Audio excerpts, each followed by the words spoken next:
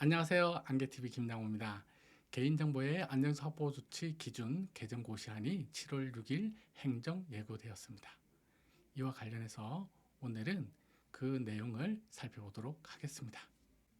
개보위가 발표한 자료에 따르면 개보위 출범 이후 1년간 위반 내역을 보면 공공 분야는 모두 안전조치 의무 위반입니다.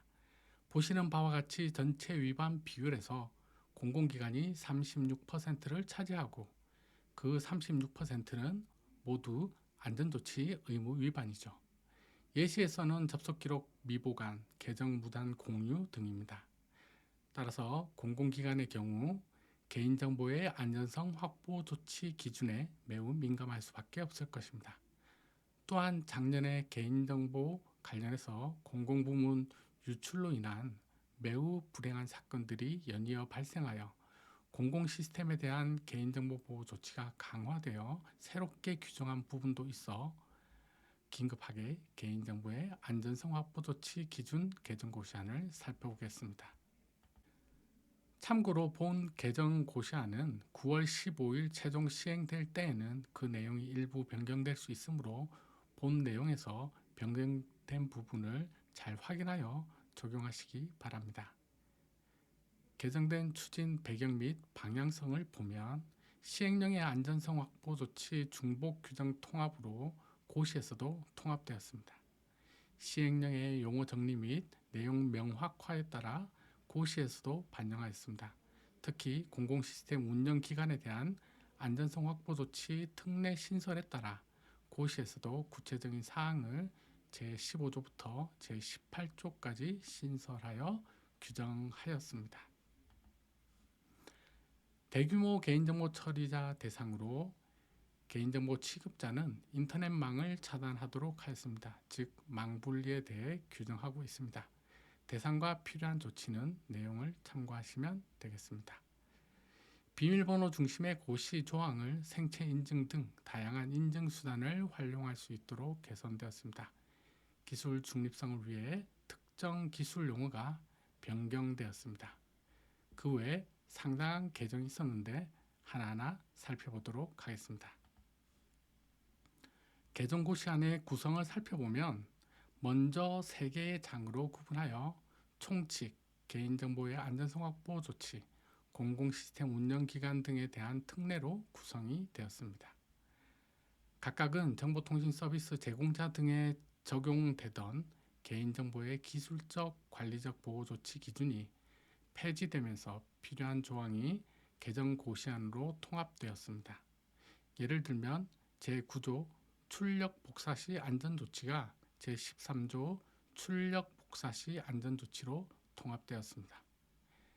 시행령에서도 규정한 바와 같이 공공시스템 운영기관 등에 대한 특례가 추가되었는데요.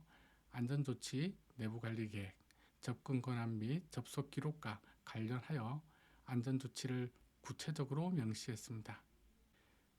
그림에서 보시는 바와 같이 좌측이 개정 고시안이고 우측이 현행 고시 내용입니다. 세부 조문별 내용에는 나타나지 않는 사항을 말씀드리면 일단 개인정보의 기술적 관리 보호 조치 기준이 폐지되었습니다. 개인정보보호위원회 홈페이지에 이렇게 공지가 되었죠. 따라서 이렇게 폐지되면서 해당 내용이 있던 용어인 이용자 P2P 공유 설정 인증 정보가 통합되고 접속 기록, 정보통신망, 모바일 기기, 비밀번호, 내부망, 위험도 분석 및 보조 저장 매체 용어도 내용 명확화, 기술 중립성 등을 위해 변경되었습니다. 제3조 안전조치의 적용 원칙에서 개인정보 보유수 등 규모에 따라 유형을 나누던 것을 폐지하였습니다. 이에 따라 예전에 유형 1에 해당하는 기업도 개인정보 보호에 필요한 유형 2에 적용되는 안전조치 규정을 동일하게 적용하게 하였습니다. 다만 내부관리 계획은 적용 예외를 인정하고 있네요. 암호키 관리와 재해 및 재난 대비 내부관리 계획은 대규모 개인정보 처리자에 한해 적용하도록 하고 있습니다. 제4조 내부관리 계획의 수립 및 시행입니다. 유형을 폐지함에 따라 유형 1에 해당하던 1만 명 미만의 개인정보를 처리하던 소상공인 개인 단체는 내부관리 계획 수립 및 시행을 생략할 수 있다는 단서 조항이 포함되었으며 개인정보 보호 책임자의 자격 요건과 취급자에 대한 관리 감독이 추가되었습니다. 위험도 분석과 관련하여 내용 명확화하고 개인정보 내부 관리에 대한 수립, 변경, 승인 등 관리 체계에 대한 내용이 추가되었습니다. 책임자 및 취급자에 대한 맞춤형 차등화 교육에 대해 추가되면서 계획에 포함되어야 할 내용들인 목적, 대상, 내용 및 일정, 방법들을 제시하고 있습니다. 사실 교육은 법령상 수탁자 대상 교육, 취급자 대상 교육만 명시되고 있었는데 책임자는 보호위원회가 주관하여 실시할 수 있다 정도로만 되어 있었는데 이번 고시에서 명확하게 제시하였습니다. 제5조 접근 권한의 관리입니다.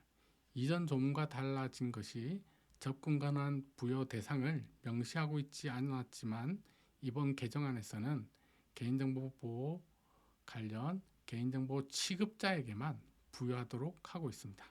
또한 접근 권한의 변경이 발생하는 경우를 예전에는 전보, 퇴직 등 인사이동으로만 한정하여 실질적인 권한 변경의 경우를 명시하지 못한다는 지역이 있어 취급자가 변경되는 인사이동뿐만 아니라 업무가 변경되는 경우에도 접근 권한 변경 및 말소하도록 합니다.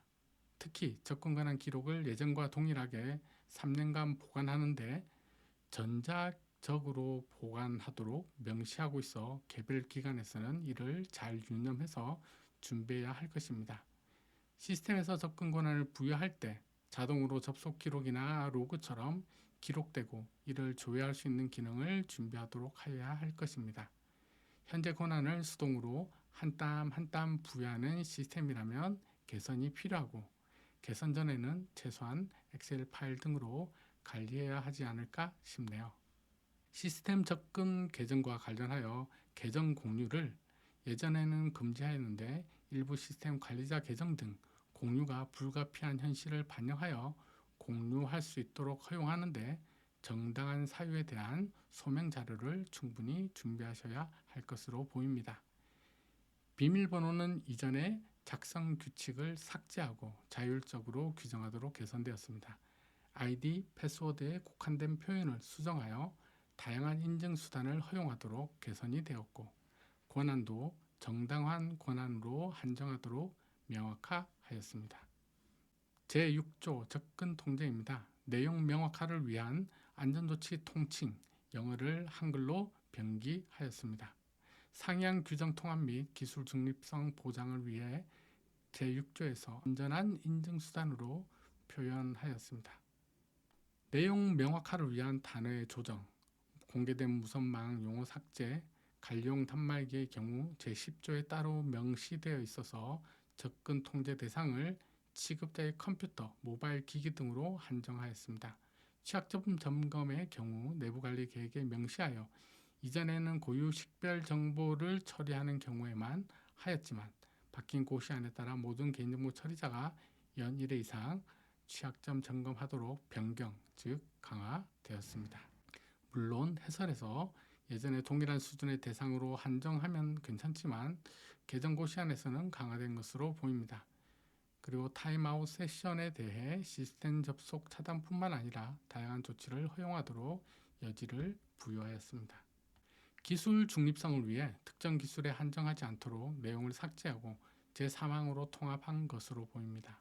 새롭게 신설된 내용으로 특정 규모 이상의 개인정보 처리자는 인터넷 차단 조치를 부여했습니다. 이전에 정보통신 서비스 제공자들이 시행하던 것으로 그때는 물리적 망분리였습니다만 현재는 논리적 망분리를 포함한 인터넷망 차단으로 좀 완화되었다고 생각할 수 있습니다. 다만 일반 개인정보 처리자는 새롭게 강화된 내용이라 보시면 되겠습니다. 제7조 개인정보의 암호화입니다. 신설되거나 변경된 내용들이 많이 있습니다.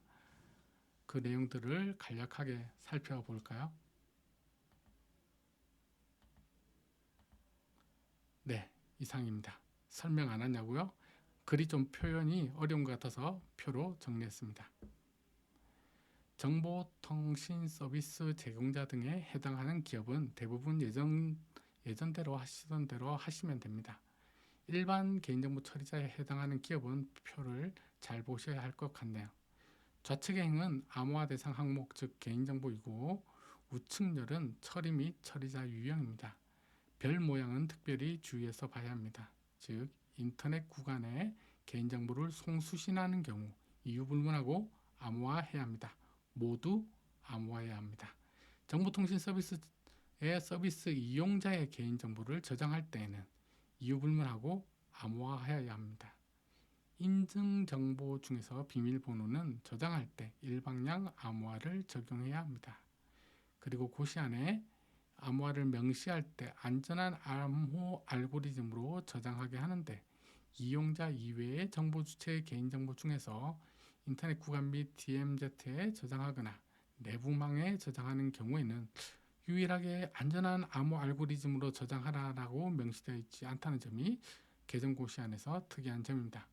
그 외 내용들은 표를 살펴보시고 업무에 적용하시면 되겠습니다. 제8조 접속 기록의 보관 및 점검입니다. 개보위에서는 개인정보 처리 시스템에 접속한 자에 대해 접속 기록을 3개월 이상 보관 및 관리하도록 하고 있는데요. 이때 접속한 자는 우리가 취급자로만 생각할 수 있는데 최근 공청회에서 명확하게 정보 주체라고 발표하였습니다. 개인적으로 매우 문제가 많은 조문이라 생각합니다. 9월 15일부터 시행하는 것도 현실적으로 어려울 뿐만 아니라 정보 주체 본인의 접속 기록이 3개월 이상 보관 및 관리된다는 측면에서 정보 주체의 거부할 권리를 침해하는 항목으로 문제의 소지가 많이 있습니다. 해킹 등 침해 사고 추적을 위한 공급자 및 분석자 관점에서 만들어진 항목이기 때문입니다.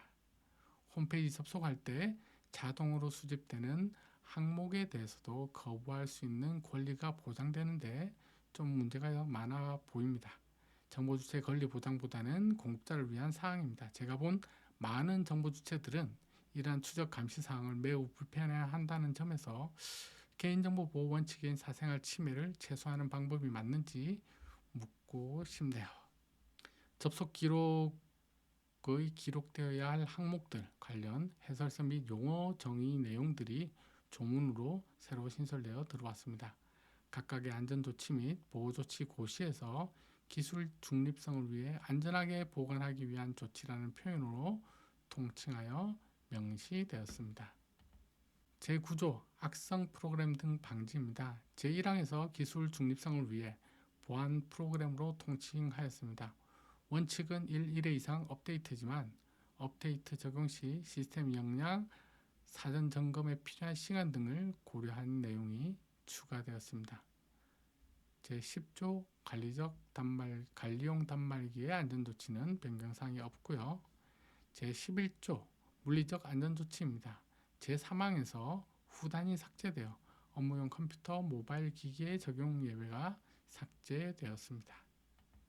제12조 재해 및 재난 대비 안전조치입니다. 유형 폐지에 따른 적용 대상을 전단에 추가하여 명시하고 10만 명 이상의 정보 주체에 관하여 개인정보를 처리하는 대기업, 중견기업, 공공기관 또는 100만 명 이상의 정보 주체에 관하여 개인정보를 처리하는 중소기업 단체에 해당하는 개인정보 처리자는 이 조항을 준수해야 합니다. 제13조 출력 및 복사 시 안전조치입니다. 민감정보 고유식별 정보를 처리하는 공공기관, 5만 명 이상의 정보 주체의 민감정보를 처리하는 기관이 적용 대상입니다. 보호조치 기준에 있던 내용이 일반 개인정보 처리자로 확대 강화되었습니다. 제1항과 제2항은 9월 15일부터 바로 시행하도록 하고 있는데요. 선언적 관리적으로도 할 수 있지만 제대로 하려면 3항과 4항 같이 추가적인 예산을 투입하여야 적용할 수 있는 부분이라 시행일 적용이 좀 아쉬운 부분입니다. 현재 정보통신 서비스 제공자 등은 대부분 적용하고 있는 부분인데요. 추가로 대상에 포함된 기관들은 제가 안전조치 관련 설명을 드리는 것보다 기존에 적용하고 있던 방식을 알아보시고 적용에 도움을 받는 것이 빠를 것 같습니다. 제14조 개인정보의 파기입니다. 전용 소자 장비에 부연 설명이 추가되거나 천공을 우리말로 수정하는 등 전부 고만고만하게 바뀌었습니다. 제3항이 새롭게 신설되었는데요.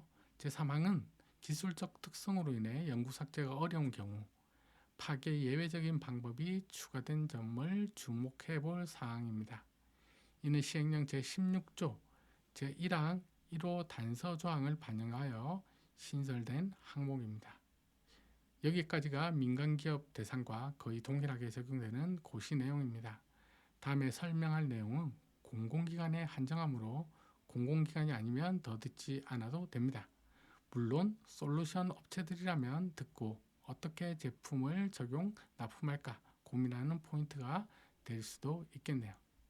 22년 7월 공공부문 개인정보 유출 방지 대책 개인 시행령 개정안 제30조 2 공공시스템 운영기관 등에 대한 개인정보 안전성 확보 조치 등 특례에 따라 제3장 공공시스템 운영기관 등에 대한 특례가 개정 고시안에 추가되었습니다.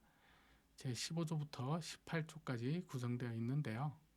제15조 공공시스템 운영기관의 안전조치 기준 적용입니다. 많이 적혀 있는데 간단하게 정리해 보겠습니다. 계보위의 공공시스템 지정 기준입니다. 2개 이상의 기관 공통 유사 업무 지원 단일 시스템으로 다른 기관이 접속 이용하도록 한 단일 접속 시스템으로 100만 명 이상의 정부 주체 개인정보를 처리하거나 개인정보 취급자가 200명 이상이거나 정부 주체의 사생활을 현저히 침해할 우려가 있는 민감한 개인정보를 처리하는 시스템이 공공시스템이 되고요. 2개 이상의 기관 공통 유사 업무 지원 표준 시스템으로 다른 기관이 접속 이용하도록 배포한 표준 배포 시스템으로 대국민 서비스를 위한 행정 민원 업무 처리용이 공공 시스템이 되겠습니다. 기관의 고유한 업무 수행 지원을 위한 기관별로 운영하는 개별 시스템으로 100만 명 이상의 정부 주체 개인정보를 처리하거나 개인정보 취급자가 200명 이상이거나 주민등록법에 따른 주민등록 정보 시스템과 연계하여 운영되는 시스템을 공공시스템으로 합니다. 이러한 공공시스템 지정 예외도 있습니다. 체계적인 개인정보 검색이 어려운 경우, 내부적 업무 처리만을 위하여 사용되는 경우, 그 밖에 개인정보가 유출될 가능성이 상대적으로 낮은 경우로서 보호위원회가 인정하는 경우가 지정 예외에 해당합니다. 하지만 이미 공공시스템 지정은 끝났고 각 기관에 다 통보가 되어 있는 상황입니다. 하반기에 별도로 현장 실산을 진행한다고 하는데요. 물론 계보위가 잘못 지정한 사항을 제가 제보로 들은 바가 있습니다.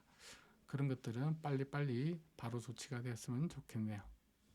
제16조 공공시스템 운영기관의 내부관리 계획의 수립 및 시행입니다. 통합해서 수립 및 시행하는 것이 아니라 공공시스템별로 제1호부터 제5호까지 내용을 포함하는 내부관리 계획을 운용해야 합니다.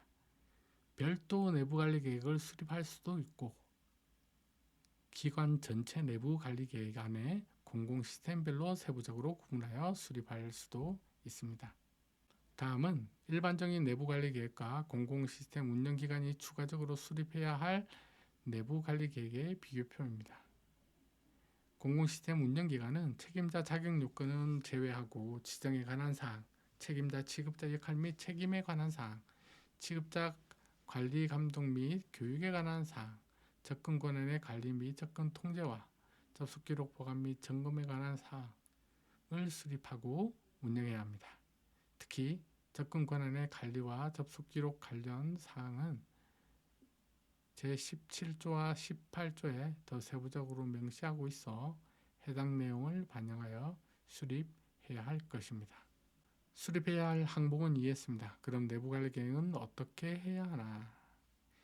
이러한 공공시스템 운영기관이 수립할 내부관리 계획은 다음과 같이 별도로 만들거나 기존에 포함하여 만들 수 있습니다. 좌측과 같이 별도 수립하거나 우측과 같이 포함하여 구분하거나 할 수 있는 거죠.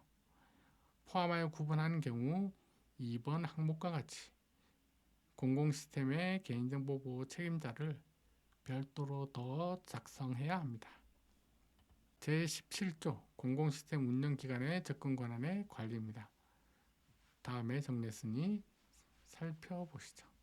접근 권한은 인사기획 정보와 연계해야 합니다. 이에 따라 인사정보 미등록자에게는 접근 계정 발급이 원칙적으로 금지됩니다. 물론 예외는 있습니다.